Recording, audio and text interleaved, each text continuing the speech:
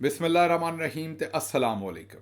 12 ਨਵੰਬਰ ਪਾਕਿਸਤਾਨ ਦੇ ਵਿੱਚ ਮੰਗਲ ਦੀ ਸਵੇਰ ਤੇ ਅੱਜ ਦੇ ਪੰਜਾਬੀ ਵੀਲੌਗ 'ਚ ਚੜ੍ਹਦੇ ਤੇ ਲਹਿੰਦੇ ਪੰਜਾਬ ਦੇ ਸੱਜਣਾ ਤੇ ਮਿੱਤਰਾਂ, ਭੈਣਾਂ ਤੇ ਭਰਾਵਾਂ, ਮਾਵਾਂ ਤੇ ਬਜ਼ੁਰਗਾਂ ਨੂੰ ਜੀ ਆਇਆਂ। ਅੱਜ ਦੀ ਜਿਹੜੀ ਸਭ ਤੋਂ ਪਹਿਲੀ ਖਬਰ ਜਿਹ 'ਤੇ ਚਾਨਣ ਪਾਉਣਾ, ਚਾਨਣ ਤੋਂ ਪਹਿਲਾਂ ਤੁਹਾਡੇ ਕੋਲ ਮਾਜ਼ਰਤ ਕਰਨੀ ਹੈ। ਅਸੀਂ ਚੰਦ ਦਿਨ ਪਹਿਲਾਂ ਤੁਹਾਡੇ ਅੱਗੇ ਇੱਕ ਖਬਰ ਦਿੱਤੀ ਸੀ।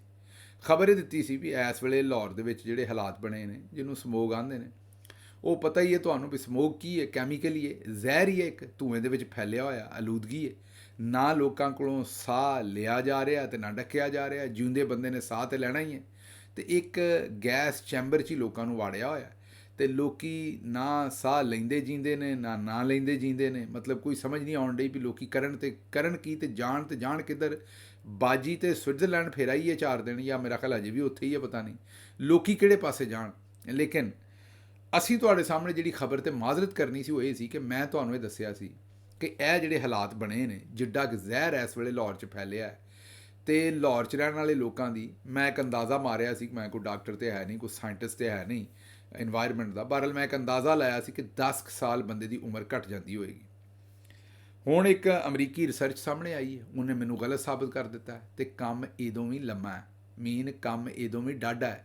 ਉਹਨਾਂ ਨੇ ਇਹ ਕਿਹਾ ਵੀ ਸਿਰਫ 1 ਸਾਲ ਲਾਹੌਰ ਦੇ ਵਿੱਚ ਰਹਿ ਲਓ ਨਾ, ਇਹ ਜਿਹੜੇ ਮੌਜੂਦਾ ਹਾਲਾਤ ਨੇ, ਤੇ 7 ਸਾਲ ਜ਼ਿੰਦਗੀ ਘਟ ਜਾਂਦੀ ਹੈ।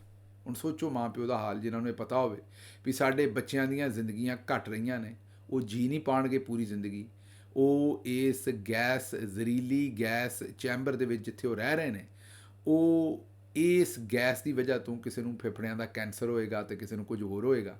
ਲੇਕਿਨ ਉਹ ਕਰ ਕੁਝ ਨਹੀਂ ਸਕਦੇ, ਕਿਉਂਕਿ ਹੁਕਮਰਾਨ ਜਿਹੜੇ ਨੇ ਇਹ ਆਪ ਤੇ 5-6 ਹਜ਼ਾਰ ਸਵਿਸ ਫਰੈਂਕ ਦੇ ਕਮਰੇ 'ਚ ਰਹਿਣ ਡਏ ਨੇ। ਮਤਲਬ ਪਾਕਿਸਤਾਨ ਦੇ 15 ਤੋਂ 20 ਲੱਖ ਪਰ ਨਾਈਟ ਜਿਹੜਾ ਕਮਰੇ ਦਾ ਰੈਂਟ ਹੈ, ਕਿਰਾਇਆ ਹੈ ਜਿਹੜਾ, ਉਹਦੇ 'ਤੇ ਜਾ ਕੇ ਸਵਿਟਜ਼ਰਲੈਂਡ ਦੇ ਹੋਟਲਾਂ 'ਚ ਰਹਿ ਰਹੇ ਨੇ। ਉਹ ਵੀ ਸਰਕਾਰੀ ਪੈਸਿਆਂ ਦੇ ਉੱਤੇ ਹੋਣਗੇ ਜ਼ਰੂਰ, ਅਗਰ ਕੋਈ ਨਾ ਕੋਈ ਤਾਂ ਉਹਦੇ 'ਚ, ਕਿਉਂਕਿ ਇੰਨੇ ਸਾਰੇ ਬਿਊਰੋਕਰੇਟ ਵੀ ਗਏ ਨੇ, ਇੰਨੇ ਸਾਰੇ ਲੋਕ ਵੀ ਗਏ ਨੇ, ਤੇ ਖਰਚਾ ਕਿਸੇ ਨਾ ਕਿਸੇ ਪਾਸਿਓਂ, ਅਗਰ ਡਾਇਰੈਕਟ ਸਰਕਾਰੀ ਖਰਚੇ ਤੇ ਨਾ ਹੋਏ ਤੇ ਇਨਡਾਇਰੈਕਟ ਕਿਸੇ ਨਾ ਕਿਸੇ ਤਰੀਕੇ ਨਾਲ ਸਰਕਾਰੀ ਖਰਚੇ ਤੇ ਹੋਣਗੇ। ਬਹਰਹਾਲ ਮੁਖਤਸਰ ਗੱਲ ਇਹ ਹੈ ਕਿ ਅਮਰੀਕੀ ਰਿਸਰਚ ਇਹ ਕਹਿੰਦੀ ਹੈ ਕਿ ਅਗਰ 1 ਸਾਲ ਤੁਸੀਂ ਰਹਿ ਲਓ ਤਾਂ 7 ਸਾਲ ਤੁਹਾਡੀ ਉਮਰ ਘਟ ਜਾਂਦੀ। ਇਹਦਾ ਮਤਲਬ ਹੈ ਜਿਹੜਾ ਬੰਦਾ 3 ਸਾਲ ਰਹੇਗਾ ਲਾਹੌਰ ਦੇ ਵਿੱਚ, ਉਹਦੀ 21 ਸਾਲ ਉਮਰ ਘਟ ਜਾਏਗੀ। ਅਸੀਂ ਤੇ 10 ਸਾਲ ਦਾ ਹਿਸਾਬ ਲਾਇਆ ਸੀ। ਇਹ ਤਾਂ ਕੰਮ ਉਦੋਂ ਵੀ ਬਹੁਤ ਹੀ ਜ਼ਿਆਦਾ ਗਾਂਹ ਨਿਕਲਿਆ ਹੈ। ਬਹਰਹਾਲ ਇਹਨਾਂ ਨੂੰ ਨਾ ਹਿਆ ਆਉਣਾ, ਨਾ ਸ਼ਰਮ ਆਉਣੀ ਹੈ, ਤੇ ਨਾ ਹੀ ਇਹਨਾਂ ਨੂੰ ਸੋਚ ਆਉਣੀ ਹੈ ਕਿ ਇਹ ਕੁਝ ਕਰਨ। ਲੇਕਿਨ ਅਗਲੀ ਖਬਰ ਤੁਹਾਨੂੰ ਦਿੰਦੇ, ਉੱਥੋਂ ਤੁਹਾਨੂੰ ਆਪੇ ਸਮਝ ਆ ਜਾਏਗੀ। ਹਕੂਮਤੀ ਵਫਦ ਜਿਹੜਾ ਉਹ ਕਰਜ਼ੇ ਦੇ ਪੈਸਿਆਂ ਨਾਲ ਆਜ਼ਰਬਾਈਜਾਨ ਚਲਾ ਗਿਆ ਤੇ $1 ਮਿਲੀਅਨ ਦਾ ਖਰਚਾ ਕਰ ਛੱਡਿਆ। ਹਾਂਜੀ, ਕਿੰਨਾ ਜੀ? $1 ਮਿਲੀਅਨ ਦਾ ਖਰਚਾ ਕਰ ਛੱਡਿਆ। ਉਹ ਵੀ ਜ਼ਾਹਿਰ ਹੈ ਕਰਜ਼ੇ ਤੇ ਸਾਡੇ ਕੋਲ ਪੈਸੇ ਨੇ, ਡਾਲਰ ਸਾਡੇ ਕੋਲ ਹੋਰ ਕਿੱਥੋਂ ਆਉਣੇ ਨੇ? IMF ਕੋਲੋਂ ਗੋਡੇ ਲਾ ਕੇ ਮਿੰਨਤਾਂ ਕਰ ਸਾਡਾ ਜਿਹੜਾ ਵਜ਼ੀਰ ਖਜ਼ਾਨਾ ਹੈ, ਉਹ ਹੁਣੇ ਹੀ ਲਿਟਰੇਚਰ ਫੈਸਟੀਵਲ ਦੇ ਉੱਤੇ ਦੱਸਣ ਡਿਆ ਸੀ ਵੀ ਨਾ ਹੁਣ ਸਾਨੂੰ ਕੋਈ ਡਿਪੋਜ਼ਿਟ ਦਿੰਦਾ ਰੱਖਣ ਨੂੰ, ਨਾ ਰੋਲ ਓਵਰ ਕਰਨ ਨੂੰ ਦਿੰਦਾ। ਇਹਨਾਂ ਹਾਲਾਤ ਦੇ ਵਿੱਚ ਜਦੋਂ ਆਉਂਦੇ ਨੇ ਵੀ ਆਵਾਮ ਨੂੰ ਹੋਰ ਟੈਕਸ ਦੇਣਾ ਚਾਹੀਦਾ, ਸਾਡੇ ਵਜ਼ੀਰ ਖਜ਼ਾਨਾ ਸਾਹਿਬ ਆਂਦੇ ਸਨ, ਔਰ ਨਾਲ ਆਂਦੇ ਨੇ ਵੀ ਆਵਾਮ ਅਗਰ ਦੱਸਣਾ ਚਾਹੁੰਦੀ ਹੈ ਕਿ ਉਹ ਮਜਬੂਰ ਨੇ, ਤੇ ਉਹ ਫਿਰ ਕੋਈ ਮਜ਼ਾਰਾ ਸ਼ਜ਼ਾਰਾ ਕਰਨ ਤਾਂ ਕਿ ਹਕੂਮਤ ਨੂੰ ਪਤਾ ਲੱਗੇ। ਤੇ ਉਹ ਭਾਈ ਹੁਣੀ ਇੱਕ ਪਾਸਿਓਂ ਆਵਾਮ ਨੂੰ ਆਂਦੇ ਨੇ ਟੈਕਸ ਹੋਰ ਦਿਓ, ਦੂਜੇ ਪਾਸਿਓਂ ਬਾਹਰ ਗੋਡੇ ਲਾ ਕੇ ਪੈਸੇ ਲੈਂਦੇ ਨੇ, ਤੀਜੇ ਪਾਸੇ ਸਾਨੂੰ ਦੱਸਦੇ ਨੇ ਵੀ SIFC ਦੇ ਵਿੱਚ $100 ਅਰਬ ਆ ਜਾਣਾ ਹੈ, 25 ਅਰਬ ਕਤਰ ਤੋਂ, 25 ਕੁਵੈਤ ਤੋਂ, 25 ਅਰਬ ਜਿਹੜਾ ਉਹ UAE ਤੋਂ, ਤੇ 25 ਅਰਬ ਜਿਹੜਾ ਸਾਊਦੀ ਅਰਬ ਤੋਂ, ਤੇ ਉੱਥੋਂ ਆਇਆ ਗੂਠਾ। ਮਤਲਬ ਕੋਈ ਸ਼ੈ ਨਹੀਂ ਆਈ। ਤੇ ਉਹ ਹੁਣ ਉਹ ਜਿਹੜਾ ਕਰਜ਼ਾ IMF ਤੋਂ ਮਿੰਤਰਲਾ ਕਰਕੇ ਲਿਆ, ਉਹ ਤੋਂ $1 ਮਿਲੀਅਨ ਦਾ ਆਂਦੇ ਨੇ ਖਰਚ ਹੋ ਗਿਆ ਰਿਪੋਰਟਡਲੀ। ਆਜ਼ਰਬਾਈਜਾਨ ਦਾ ਦੌਰਾ ਜਿਹੜਾ ਸਾਡਾ ਸਪਾਰਕਲ ਛੋਟੂ ਜਿਹੜਾ ਕਰ ਰਹੇ ਨੇ ਭਾਈ ਹੋਰੀ, ਇਹ ਤੇ ਹੋਰ ਜਿਹੜੇ ਹਕੂਮਤੀ ਵਫਦ ਜਿਹੜੇ ਇਸ ਵੇਲੇ ਦੌਰੇ ਚੱਲ ਰਹੇ ਨੇ, ਉਹ $1 ਮਿਲੀਅਨ ਦਾ ਉਹਦੇ 'ਤੇ ਖਰਚਾ ਜਿਹੜਾ ਜੀ ਉਹ ਆ ਗਿਆ। ਅੱਛਾ ਜੀ, ਅੱਗੋਂ ਜਸਟਿਸ ਮਨਸੂਰ ਅਲੀ ਸ਼ਾਹ ਸਾਹਿਬ ਦੀ ਖਬਰ ਹੈ। ਉਹਨਾਂ ਨੇ ਆਪਣੀ ਬੇਬਸੀ ਦਾ ਇਜ਼ਹਾਰ ਕੀਤਾ। ਬੇਬਸੀ ਦਾ ਇਜ਼ਹਾਰ ਉਹਨਾਂ ਨੇ ਕੀਤਾ ਜਿਹੜਾ ਆਈਨੀ ਬੈਂਚ ਹੈ ਉਹਦੇ ਉੱਤੇ। ਕੋਈ ਮੁਕੱਦਮਾ ਫਿਰ ਸਾਹਮਣੇ ਆਇਆ ਆਈਨੀ ਬੈਂਚ, ਕਿਉਂਕਿ ਅਜੇ ਉਹਨੇ ਆਪਣਾ ਚਾਰਜ ਨਹੀਂ ਲਿਆ। ਜਸਟਿਸ ਅਮੀਨੁੱਦੀਨ ਸਾਹਿਬ ਨੇ ਆਈਨੀ ਬੈਂਚ ਦੇ ਉੱਤੇ ਉਸ ਤਰੀਕੇ ਨਾਲ ਕੰਮ ਸ਼ੁਰੂ ਨਹੀਂ ਕੀਤਾ, ਤੇ ਜਸਟਿਸ ਮਨਸੂਰ ਅਲੀ ਸ਼ਾਹ ਸਾਹਿਬ ਨੇ ਆਖਿਆ ਕਿ ਇਹ ਹੁਣ ਅਸੀਂ ਕੀ ਕਰੀਏ, ਇਹ ਹੁਣ ਆਈਨੀ ਬੈਂਚ ਤੇ ਬਣਿਆ ਨਹੀਂ, ਤੇ ਕੀ ਅਸੀਂ ਗੈਰ ਆਈਨੀ ਹੈ? ਅਸੀਂ ਇਹਦਾ ਫੈਸਲਾ ਨਹੀਂ ਕਰ ਸਕਦੇ, ਅਸੀਂ ਇਹਨੂੰ ਸੁਣ ਹੀ ਨਹੀਂ ਸਕਦੇ। ਅਸੀਂ ਅਗਰ ਸੁਣ ਲਈਏ ਤਾਂ ਸਾਨੂੰ ਕੋਈ ਡੱਕ ਤੇ ਨਹੀਂ ਸਕਦਾ। ਮਤਲਬ ਤਾਨੇ ਮਿਹਣੇ ਹੀ ਦੇ ਰਹੇ ਸਨ ਆਪਣੇ ਆਪ ਨੂੰ ਵੀ ਤੇ ਦੂਜਿਆਂ ਨੂੰ ਵੀ। ਮਨਸੂਰ ਅਲੀ ਸ਼ਾਹ ਸਾਹਿਬ, ਤੁਸੀਂ ਸਾਡੇ ਮੁਹਤਰਮ ਹੋ, ਜੱਜ ਹੋ ਸੁਪਰੀਮ ਕੋਰਟ ਦੇ, ਲੇਕਿਨ ਭਾਈ ਜੀ ਜਿਸ ਵੇਲੇ ਕਾਜ਼ੀ ਨੂੰ ਝੂਠੇ ਤਰੀਕੇ ਨਾਲ ਸੁਪਰੀਮ ਕੋਰਟ ਤੋਂ ਬਚਾਇਆ ਸੀ, ਜਿਸ ਵੇਲੇ ਉਹਦੀ ਕਰਪਸ਼ਨ ਨੂੰ ਓਲਾ ਕੀਤਾ ਸੀ, ਜਿਸ ਵੇਲੇ 90 ਦਿਨਾਂ 'ਚ ਇਲੈਕਸ਼ਨ ਨਹੀਂ ਸੀ ਹੋਣ ਦਿੱਤਾ, ਜਿਸ ਵੇਲੇ ਨੈਬ ਦੇ ਕੇਸ ਦੇ ਵਿੱਚ ਤੁਸੀਂ ਗਲਤ ਫੈਸਲਾ ਦਿੱਤਾ ਸੀ, ਤੇ ਜਿਸ ਵੇਲੇ ਬਾਕੀ ਵੀ ਜਿੱਥੇ ਜਿੱਥੇ ਇਮਰਾਨ ਖਾਨ ਤੇ PTI ਨੂੰ ਠੋਕਣ ਦਾ ਟਾਈਮ ਸੀ ਉੱਥੇ ਤੁਸੀਂ ਵੀ ਨਾਲ ਰਲੇ ਸੋ। ਕਾਸ਼ ਤੁਹਾਨੂੰ ਉਦਣ ਚੇਤੇ ਹੁੰਦਾ ਵੀ ਇਹ ਵੇਲਾ ਇੱਕ ਦਿਨ ਤੁਹਾਡੇ 'ਤੇ ਵੀ ਆਉਣਾ ਹੈ। ਹੁਣ ਜ਼ਾਹਿਰ ਹੈ ਤੁਹਾਡੇ 'ਤੇ ਪਰੇਸ਼ਾਨੀ ਬਣੀ ਹੈ, ਤੁਹਾਨੂੰ ਚੀਫ ਜਸਟਿਸ ਬਣਨਾ ਤੁਹਾਡਾ ਹੱਕ ਸੀ, ਅਸੀਂ ਮੰਨਦੇ ਹਾਂ, ਲੇਕਿਨ ਇਹ ਤੁਸੀਂ ਯੂ ਆਸਕ ਫॉर ਇਟ, ਇਹਨਾਂ ਲੋਕਾਂ ਨੂੰ ਇਸ ਥਾਂ ਤੱਕ ਲਿਆਉਣ ਦੇ ਵਿੱਚ ਤੁਹਾਡਾ ਵੀ ਸਾਥ ਸੀ, ਤੇ ਅੱਜ ਤੁਸੀਂ ਆਪ ਵੀ ਡੰਗੇ ਗਏ ਹੋ। ਤੇ ਇਸੇ ਤੋਂ ਆਂਦੇ ਨੇ ਵੀ ਸੱਪਾਂ ਦੇ ਪੁੱਤਰ ਮਿੱਤਰ ਨਹੀਂ ਹੁੰਦੇ, ਭਾਵੇਂ ਚੁਲੀਆਂ ਦੁੱਧ ਪਿਆਈਏ, ਤੇ ਤੁਸੀਂ ਇਹਨਾਂ ਨੂੰ ਚੁਲੀਆਂ ਦੇ ਵਿੱਚ ਪਾ ਦੁੱਧ ਪਿਆਉਂਦੇ ਰਹੇ ਜੇ, ਤੇ ਹੁਣ ਭੁਗਤੋ ਤੁਸੀਂ ਵੀ ਨਾਲ, ਜਿੱਥੇ ਪੂਰੀ ਕੌਮ ਭੁਗਤਣ ਡਈ ਹੈ। ਅੱਛਾ ਜੀ, ਅਗਲੀ ਖਬਰ ਇਹ ਹੈ ਕਿ ਇਮਰਾਨ ਖਾਨ ਦਾ ਬਿਲੀਅਨ ਟਰੀ ਮਨਸੂਬਾ ਤੇ ਤੁਸੀਂ ਸੁਣਿਆ ਹੋਣਾ, ਜੰਗਲ ਲਾਉਣ ਦਾ। ਇਮਰਾਨ ਖਾਨ ਜੰਗਲ ਲਾਉਂਦਾ। ਅੱਛਾ, ਸ਼ਰੀਫ ਟੱਬਰ ਦਾ ਵੀ ਜੰਗਲਾਂ ਦੇ ਨਾਲ ਬੜਾ ਕੰਮ ਹੈ।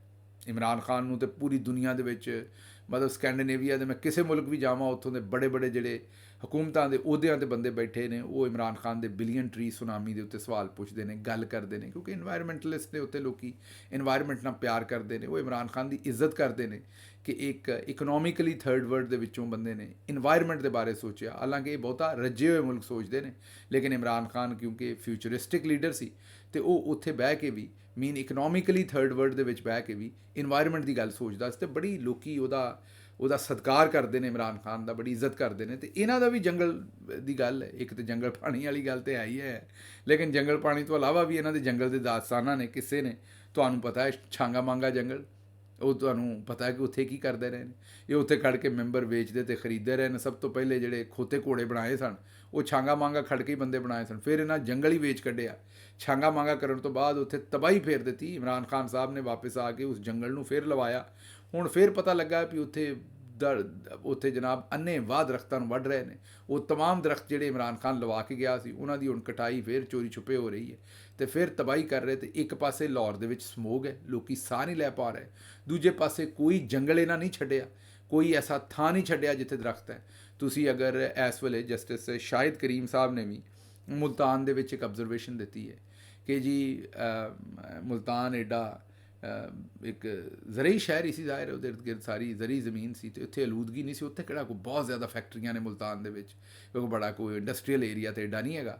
ਉਹਨਾਂ ਕਿਹਾ ਵੀ ਇੱਥੇ ਏਡੀ ਜਿਹੜੀ ਹੈ ਉਹ ਆਲੂਦਗੀ ਕਿਉਂ ਹੋ ਗਈ ਹੈ। ਬਹਰਹਾਲ ਇਹ ਤਾਂ ਹੁਣ ਜਸਟਿਸ ਸ਼ਾਹਿਦ ਕਰੀਮ ਸਾਹਿਬ ਤੁਹਾਨੂੰ ਪਤਾ ਕਰਨਾ ਪੈਣਾ ਸਰ। ਜਦੋਂ ਹਜ਼ਾਰਾਂ ਏਕੜ ਦੇ ਉੱਤੇ ਜਿਹੜੇ ਅੰਬਾਂ ਦੇ ਬਾਗਾਤ ਸਨ, ਉਹਨਾਂ ਨੂੰ ਵੱਢ ਕੇ ਕੱਟ ਕੇ ਤੇ ਉੱਥੇ DHA ਦੀਆਂ ਤੇ ਪਤਾ ਨਹੀਂ ਕਿਹਦੀਆਂ ਕਲੋਨੀਆਂ ਕੱਟ ਦਿੱਤੀਆਂ ਨੇ। ਤੇ ਜਦੋਂ ਇਹਨਾਂ ਦਰਖਤ ਕੱਟਿਆ ਅੰਨ੍ਹੇਵਾਹ ਪਾਕਿਸਤਾਨੀਆਂ ਨੇ ਔਰ ਤਬਾਹੀ ਫੇਰੀ ਹੈ, ਤੇ ਫਿਰ ਇਹ ਸਾਰਾ ਕੁਝ ਤਾਂ ਹੋਣਾ ਹੀ ਸੀ ਜੋ ਸਾਡੇ ਨਾਲ ਹੋ ਰਿਹਾ। ਇਹਦੇ 'ਤੇ ਸਾਰਾ ਜ਼ੋਰ ਕਿਸਾਨਾਂ 'ਤੇ ਪਾ ਦਿੰਦੇ ਨੇ ਵੀ ਉਹਨਾਂ ਫਸਲਾਂ ਸਾੜ ਦਿੱਤੀਆਂ ਨੇ। ਐਸੀ ਗੱਲ ਕੋਈ ਨਹੀਂ ਹੈ।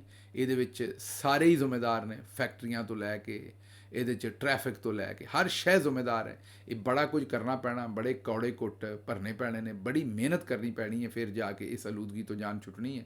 ਵਰਨਾ ਸ਼ਾਇਦ ਫਿਰ ਸਾਡੀ ਕਿਸਮਤ ਦੇ ਵਿੱਚ ਜਿਹੜੀ ਹੈ ਉਹ ਮੋਜ਼ੀ ਬਿਮਾਰੀਆਂ ਮੈਂ ਆਖਾਂਗਾ, ਹੋਰ ਮੈਂ ਕੀ ਆਖਣਾ। ਅੱਛਾ ਜੀ, ਅਗਲੀ ਖਬਰ ਜਿਹੜੀ ਤੁਹਾਡੇ ਸਾਹਮਣੇ, ਉਹ ਸਟੈਬਲਿਸ਼ਮੈਂਟ ਹਕੂਮਤ ਨਹੀਂ ਚਲਾ ਰਹੀ, ਬਲਕਿ ਹਕੂਮਤ ਸਟੈਬਲਿਸ਼ਮੈਂਟ ਨੂੰ ਚਲਾ ਰਹੀ ਹੈ। ਇਹ ਮਲਕ ਅਹਿਮਦ ਖਾਨ ਸਾਹਿਬ ਨੇ ਬਿਆਨ ਦਿੱਤਾ ਹੈ, ਸਪੀਕਰ ਨੇ ਪੰਜਾਬ ਅਸੈਂਬਲੀ ਦੇ। ਇਹ ਚੇਤੇ ਕਰੋ ਕਿ ਬਾਜਵਾ ਸਾਹਿਬ ਦੀ ਸਾਰੀ ਜਿਹੜੀ ਗੱਲਬਾਤ ਨਵਾਜ਼ ਸ਼ਰੀਫ ਨਾਲ ਉਹ ਇਹਨਾਂ ਹੀ ਕਰਾਈ ਸੀ। ਇਹ ਹੁਣ ਬਿਆਨ ਬੜਾ ਖਾਸ ਹੈ ਕਿ ਸਟੈਬਲਿਸ਼ਮੈਂਟ ਨੂੰ ਹਕੂਮਤ ਚਲਾ ਰਹੀ ਹੈ। ਇਹ ਬੜਾ ਭਾਰਾ ਬਿਆਨ ਹੈ। ਉਹਨਾਂ ਦੇ ਕਹਿਣ ਦਾ ਮਤਲਬ ਹੈ ਕਿ ਮੌਜੂਦਾ ਮਿਲਟਰੀ ਸਟੈਬਲਿਸ਼ਮੈਂਟ ਜਿਹੜੀ ਹੈ ਉਹ ਆਪ ਨਹੀਂ ਚੱਲ ਰਹੀ, ਉਹਨਾਂ ਨੂੰ ਸਾਡੀ ਹਕੂਮਤ ਚਲਾ ਰਹੀ ਹੈ। ਚਲੋ ਆਉਣ ਵਾਲੇ ਦਿਨਾਂ 'ਚ ਵੇਖਦੇ।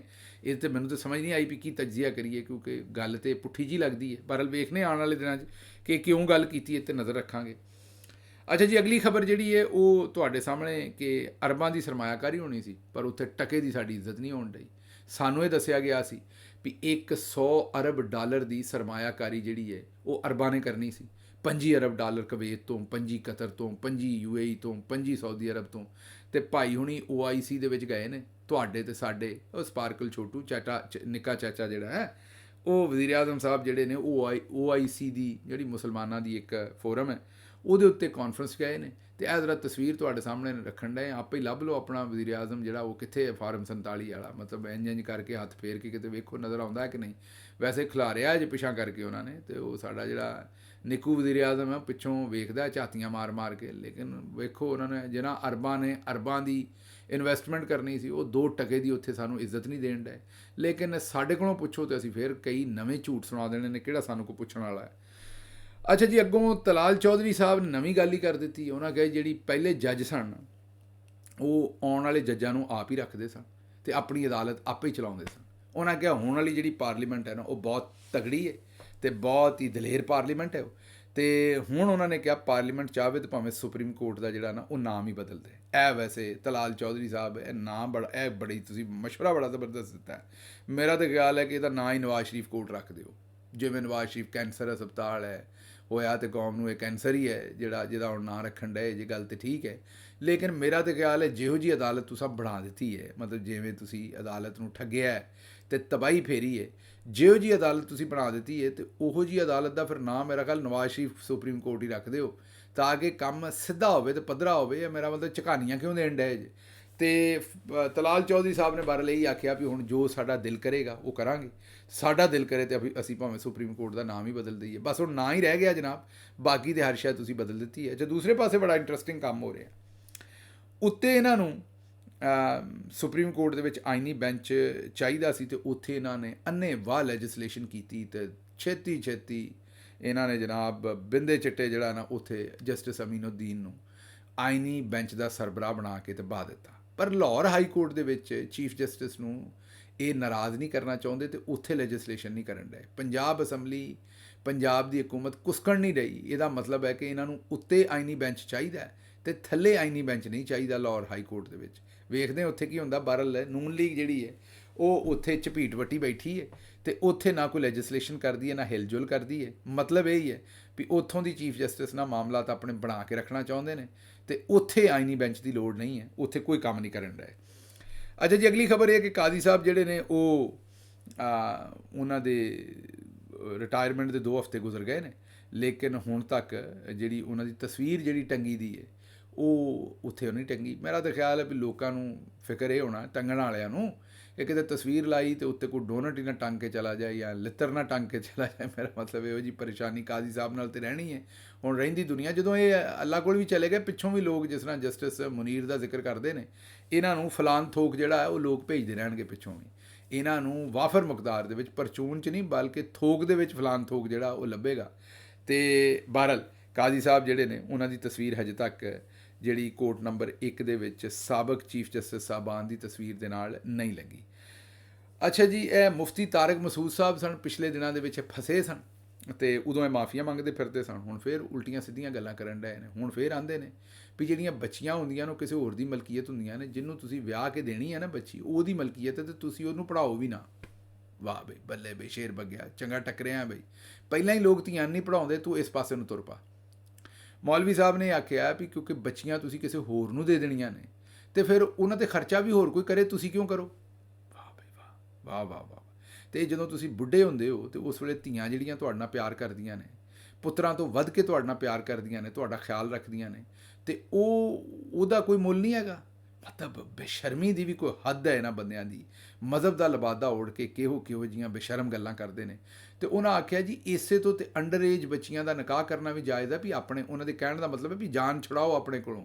ਜਦੋਂ ਰਹਿਣੀ ਨਹੀਂ ਤੁਹਾਡੇ ਕੋਲ, ਮਲਕੀਅਤ ਤੁਹਾਡੀ ਨਹੀਂ ਕਿਸੇ ਹੋਰ ਦੀ ਹੋਣੀ ਹੈ, ਅਤੇ ਉਹਦੇ ਕੋਲ ਜਾਨ ਛੁਡਾਓ ਅਤੇ ਉਹਨੂੰ ਪੜ੍ਹਾਉਣ ਦਾ ਵੀ ਕੋਈ ਫਾਇਦਾ ਨਹੀਂ। ਇਹ ਗੱਲਾਂ ਕਰਨ ਡਏ ਨੇ ਮੁਫਤੀ ਸਾਹਿਬ। ਹੱਦ ਹੈ ਬਈ, ਮੈਂ ਤਾਂ ਹੈਰਾਨ ਹੈ। ਅਤੇ ਦੂਜੇ ਪਾਸੇ ਇਰਾਕ ਵਾਲੇ ਜਿਹੜੇ ਨੇ ਉਹਨਾਂ ਨੇ ਕਿਹਾ ਵੀ 9 ਸਾਲ ਦੀ ਬੱਚੀ ਦਾ ਵੀ ਜਿਹੜਾ ਨਾ ਵਿਆਹ ਕੀਤਾ ਜਾ ਸਕਦਾ।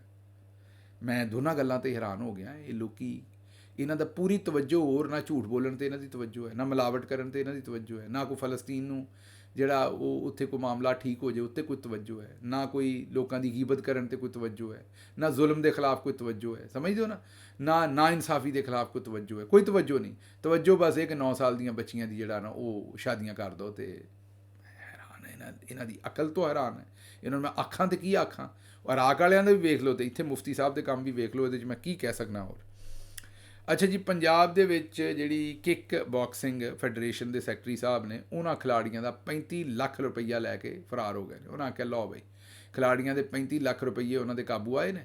ਜ਼ਾਹਿਰ ਹੈ ਖਰਚਾ ਜਿਹੜਾ ਟਰੈਵਲ ਦਾ ਔਰ ਇੱਧਰ ਉੱਧਰ ਸੀ, ਅਤੇ ਉਹਨਾਂ ਲੈ ਕੇ ਅਤੇ ਉਹਨਾਂ ਕਿਹਾ ਜੀ ਨਿਕਲੋ ਇੱਥੋਂ। ਅਤੇ ਪਹਿਲਾਂ ਵੀ ਤੁਹਾਨੂੰ ਦੱਸਿਆ ਸੀ ਵੀ ਇੱਕ ਬੋਰਡ ਦੇ ਬਲੂਚਿਸਤਾਨ ਹਕੂਮਤ ਦੇ ਵਿੱਚ ਇੱਕ ਭਾਈ ਸਾਹਿਬ ਦੇ ਕੋਲ 9ਵੀਂ ਅਤੇ 10ਵੀਂ ਯੋਬ, ਜਿਹੜਾ ਡਿਸਟ੍ਰਿਕਟ ਯੋਬ ਹੈ ਬਲੂਚਿਸਤਾਨ ਦਾ, ਉਹਦੇ 9ਵੀਂ ਅਤੇ 10ਵੀਂ ਦੇ ਬੱਚਿਆਂ ਨੇ ਬੋਰਡ ਦੇ ਪਰਚੇ ਦੇਣੇ ਸਨ ਅਤੇ ਉਹਨਾਂ ਨੇ ਫੀਸ ਜਮ੍ਹਾਂ ਕਰਾਈ ਸੀ। ਉਹ ਪਤਾ ਨਹੀਂ 21 ਕਿ 23 ਲੱਖ ਰੁਪਇਆ ਸੀ। ਉਹ ਉਹਨੇ ਇਕੱਠਾ ਕੀਤਾ ਜਵਾਨ ਨੇ, ਅਤੇ ਉਹਨੇ ਜੂਆ ਖੇਡ ਦਿੱਤਾ ਉਹਦਾ, ਉਹ ਗਾਇਬ ਹੋ ਗਿਆ। ਇਹ ਹੁਣ ਜਿਹੜੇ ਜਨਾਬ ਕਿੱਕ ਬਾਕਸਿੰਗ ਦੀ ਫੈਡਰੇਸ਼ਨ ਦੇ ਸੈਕਟਰੀ ਨੇ, ਇਹਨਾਂ 35 ਲੱਖ ਰੁਪਈਆ ਖਿਲਾੜੀਆਂ ਦਾ ਲਿਆ ਤੇ ਉਹ ਜਨਾਬ ਫਰਾਰ ਹੋ ਗਏ ਨੇ। ਗਲਾੜੀ ਪਿੱਛੇ ਪਿੱਛੇ ਲੱਭਦੇ ਫਿਰਨਗੇ ਹੁਣ ਵਿਚਾਰੇ। ਅੱਛਾ ਜੀ, ਪੰਜਾਬ ਹਕੂਮਤ ਨੇ ਰਾਤ 8 ਵਜੇ ਮਾਰਕੀਟਾਂ ਬੰਦ ਕਰਾਉਣੀਆਂ ਸੀ ਤੇ ਉੱਤੇ ਅਮਲ ਕੋਈ ਨਹੀਂ ਕਰਾਇਆ, ਔਰ ਬਸ ਉਹਨੂੰ ਜ਼ੁਬਾਨੀ ਜਮ੍ਹਾਂ ਖਰਚ ਮਤਲਬ ਕਿ ਐਲਾਨ ਕੀਤਾ, ਅਖਬਾਰਾਂ ਦੇ ਵਿੱਚ ਇਸ਼ਤਿਹਾਰ ਦਿੱਤੇ, ਆਪਣੀ ਵਾਹਵਾ ਕਰਾਈ ਔਰ ਲੋਕਾਂ ਨੂੰ ਦੱਸਿਆ ਕਿ ਜੀ ਅਸੀਂ ਸਮੋਗ ਦੇ ਉੱਤੇ ਕਾਬੂ ਪਾ ਰਹੇ ਹਾਂ, ਤੇ ਸਮੋਗ 'ਤੇ ਕਾਬੂ ਪਾਉਣ ਵਾਸਤੇ ਸਾਨੂੰ ਜਿਹੜੀਆਂ ਦੁਕਾਨਾਂ ਨੇ ਨਾ ਉਹ ਬੰਦ ਕਰਾਉਣੀਆਂ ਪੈਣੀਆਂ ਨੇ, ਤੇ 8 ਵਜੇ ਦੁਕਾਨਾਂ ਬੰਦ ਕਰ ਦਿਓ।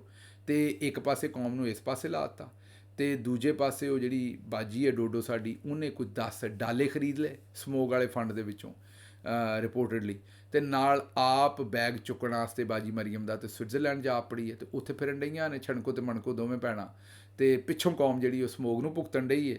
ਤੇ ਹੁਣ ਪਤਾ ਲੱਗਾ ਵੀ ਮਾਰਕੀਟਾਂ ਵੀ ਕੋਈ ਨਹੀਂ ਬੰਦ ਹੋਣ ਡਈਆਂ, ਤੇ ਜਦੋਂ ਬੰਦ ਹੀ ਨਹੀਂ ਸੀ ਕਰਾਉਣੀਆਂ ਤੇ ਐਲਾਨ ਕਿਉਂ ਕੀਤਾ ਸੀ? ਜਿਹੜੇ ਵਿਚਾਰੇ ਸ਼ਰੀਫ ਦੁਕਾਨਦਾਰਾਂ ਨੇ ਬੰਦ ਕਰ ਦਿੱਤੀਆਂ ਹੋਣਗੀਆਂ ਡਰ ਕੇ, ਉਹਨਾਂ ਦਾ ਨੁਕਸਾਨ ਹੋ ਗਿਆ। ਜਿਹੜਾ ਨਹੀਂ ਕੀਤੀਆਂ ਉਹਨਾਂ ਨੂੰ ਪੁੱਛਿਆ ਕੋਈ ਨਹੀਂ। ਅੱਛਾ ਜੀ, ਅਗਲੀ ਖਬਰ ਜਿਹੜੀ ਤੁਹਾਡੇ ਸਾਹਮਣੇ ਰੱਖਣੀ ਹੈ ਉਹ ਇਹ ਹੈ ਕਿ ਇੰਡੀਆ ਦੇ ਵਿੱਚ ਅਗਲੇ 30 ਦਿਨਾਂ ਦੇ ਵਿੱਚ, ਜੀ ਹਾਂ ਅਗਲੇ 30 ਦਿਨਾਂ 'ਚ ਸ਼ਾਦੀਆਂ ਦਾ ਸੀਜ਼ਨ ਹੈ। 48 ਲੱਖ ਸ਼ਾਦੀਆਂ ਹੋ ਰਹੀਆਂ ਨੇ, ਜੀ ਤੁਸੀਂ ਦੁਰਸਤ ਸੁਣ ਰਹੇ ਹੋ, 48 ਲੱਖ ਸ਼ਾਦੀਆਂ ਹੋ ਰਹੀਆਂ ਨੇ, ਔਰ ਇਹ ਤਕਰੀਬਨ 6 ਲੱਖ ਕਰੋੜ, ਹਾਂਜੀ ਇਹ ਕੋਈ ਪੌਣੇ 6 ਲੱਖ ਕਰੋੜ ਇੰਡੀਅਨ ਰੁਪਏ ਦਾ ਜਿਹੜਾ ਇਹਦੇ ਵਿੱਚ ਸਾਰਾ ਬਿਜ਼ਨਸ ਹੋਏਗਾ। ਜ਼ਾਹਿਰ ਹੈ ਸੁਨਿਆਰੇ ਵੀ ਭੁਗਤਣਗੇ, ਦਰਜ਼ੀ ਵੀ, ਲਲਾਰੀ ਵੀ, ਸ਼ਾਦੀ ਹਾਲ ਵਾਲੇ ਵੀ, ਖਾਣੇ ਵਾਲੇ ਵੀ, ਤੇ ਲਾਗ ਲੈਣ ਵਾਲੇ ਵੀ, ਤੇ ਪਤਾ ਨਹੀਂ ਕੌਣ ਕੌਣ। ਤੇ ਇਹ ਇੱਕ ਇਤਨੀ ਵੱਡੀ ਇੰਡਸਟਰੀ ਹੈ, ਵੈਡਿੰਗ ਇੰਡਸਟਰੀ ਜਿਹੜੀ ਇੰਡੀਆ ਦੀ, ਉਹ ਸ਼ਾਇਦ ਦੁਨੀਆ ਦੀ ਜਿਹੜੀਆਂ ਚੰਦ ਵੱਡੀਆਂ ਇੰਡਸਟਰੀਆਂ ਨੇ ਉਹਨਾਂ ਦੇ ਵਿੱਚ ਆ ਗਈ ਹੈ। ਇਹ ਹੁਣ ਮੌਸਮ ਦਾ ਜ਼ਾਹਿਰ ਹੈ ਇਸ ਵੇਲੇ, ਇਹ ਜਿਹੜਾ ਅਗਲਾ ਕੋਈ ਇਹ ਦਸੰਬਰ ਦਾ ਜਿਹੜਾ ਛੁੱਟੀਆਂ ਛੱਟੀਆਂ ਹੁੰਦੀਆਂ ਨੇ, ਇਹਦੇ ਵਿੱਚ ਇਹ ਸਾਰੇ ਮਾਮਲੇ 'ਚ ਇਹ ਉਹਨਾਂ ਦਾ ਹਾਈ ਵੈਡਿੰਗ ਸੀਜ਼ਨ ਹੈ। ਸਾਡੇ ਤਾਂ ਜ਼ਾਹਿਰ ਹੈ ਤੁਹਾਨੂੰ ਪਤਾ ਕਿ ਰਮਜ਼ਾਨ ਔਰ ਹੋਰ ਕਈ ਚੀਜ਼ਾਂ, ਤੇ ਉੱਥੇ ਉਹਨਾਂ ਨੇ ਅੰਗਰੇਜ਼ੀ ਮਹੀਨਿਆਂ ਦੇ ਨਾਲ ਹੀ ਰੱਖਿਆ ਕੰਮ, ਤੇ ਇਹ ਇਹਨਾਂ ਦਾ ਅਗਲੇ ਮਹੀਨੇ ਜਿਹੜਾ ਹੈ ਨਾ ਜੀ, ਇਹ ਵੈਡਿੰਗ ਸੀਜ਼ਨ ਹੈ ਹੁਣ, ਤੇ ਇਹਦੇ ਵਿੱਚ 48 ਲੱਖ ਲੋਕਾਂ ਨੇ ਸ਼ਾਦੀ ਕਰਨੀ ਹੈ। ਤੇ ਤਕਰੀਬਨ ਜਿਹੜੀ ਥੋੜ੍ਹੀ ਜੀ ਨਾਰਮਲ ਸ਼ਾਦੀ ਹੈ ਉੱਥੇ ਫੀ ਕਸ ਜਿਹੜਾ ਮਹਿਮਾਨ ਉਹ $700 ਆਉਂਦੇ ਨੇ, ਖਰਚਾ ਆਉਂਦਾ ਹੈ। ਜਿਹੜੀ ਜ਼ਰਾ ਥੋੜ੍ਹੀ ਜਿਹੀ ਹੌਲੀ ਹੈ ਕਮ ਅਜ਼ ਕਮ ਸ਼ਾਦੀ, ਉੱਥੇ $400 ਫੀ ਕਸ, ਉੱਤੇ ਸਾਰੇ ਜਿੰਨੇ ਵੀ ਫੰਕਸ਼ਨ ਹੁੰਦੇ ਨੇ ਸਾਰਿਆਂ ਨੂੰ ਰਲਾ ਮਿਲਾ ਕੇ ਸਾਰਿਆਂ ਦਾ ਖਰਚਾ ਜਿਹੜਾ ਹੁੰਦਾ, ਮਹਿਮਾਨ ਦਾ ਨਹੀਂ ਇਕੱਲੇ ਦਾ ਜਾਂ ਮੇਜ਼ਬਾਨ ਦਾ ਨਹੀਂ, ਹਰ ਸ਼ੈ ਦਾ ਰਲਾ ਕੇ, ਮਹਿਮਾਨਾਂ ਦੇ ਕੱਪੜੇ, ਆਪਣੇ ਕੱਪੜੇ, ਸਾਰੀਆਂ ਚੀਜ਼ਾਂ ਰਲਾ ਕੇ ਇੱਕ ਬੰਦੇ 'ਤੇ ਸ਼ਾਦੀ 'ਤੇ ਤਕਰੀਬਨ $400 ਤੋਂ $700 ਜਿਹੜਾ ਉਹ ਫੀ ਕਸ ਖਰਚਾ ਆਉਂਦਾ। ਮਹਿਮਾਨ ਦੀ ਗੱਲ ਹੋਣ ਡਈ ਹੈ, ਜਿੰਨੇ ਮਹਿਮਾਨ ਆਉਂਦੇ ਨੇ, ਜੋੜੇ ਦੀ ਗੱਲ ਨਹੀਂ ਹੋਣ ਡਈ। ਬਹੁਤ ਵੱਡੀ ਇੰਡਸਟਰੀ ਹੈ, ਅਤੇ ਸਾਡੇ ਵਾਲੇ ਵੀ ਕਮਲੇ ਹੋਏ ਨੇ ਕਿਸੇ ਨੇ, ਤੇ ਤਫਸੀਲ ਨਾਲ ਗੱਲ ਕਰਾਂਗੇ ਵੀ ਸਾਡੇ ਵਾਲੇ ਕਿਉਂ ਬੁੱਕਦੇ ਫਿਰਦੇ ਨੇ। ਜੇ ਇਸ ਵੇਲੇ ਵਿਆਹਾਂ ਦੀ ਗੱਲ ਆਉਂਦੀ ਹੈ ਤਾਂ ਸਾਡੇ ਵੀ ਜਿਹਦੇ ਕੋਲ ਪੈਸੇ ਨਹੀਂ ਵੀ ਹੁੰਦੇ, ਕਰਜ਼ੇ 'ਤੇ ਲੈ ਲੈ ਕੇ ਇਹੋ ਜਿਹੇ ਵਿਆਹ ਕਰਦੇ ਨੇ ਵੀ ਬੰਦਾ ਪਰੇਸ਼ਾਨ ਹੋ ਜਾਂਦਾ ਹੈ। ਬਹਰਹਾਲ ਖਬਰਾਂ ਹੋਰ ਵੀ ਸਨ, ਲੇਕਿਨ ਹੁਣ ਵੇਲਾ ਪੂਰਾ ਹੋ ਗਿਆ, ਮੈਨੂੰ ਇੱਥੋਂ ਇਜਾਜ਼ਤ ਦਿਓ ਤੇ ਰੱਬ ਰੱਖ।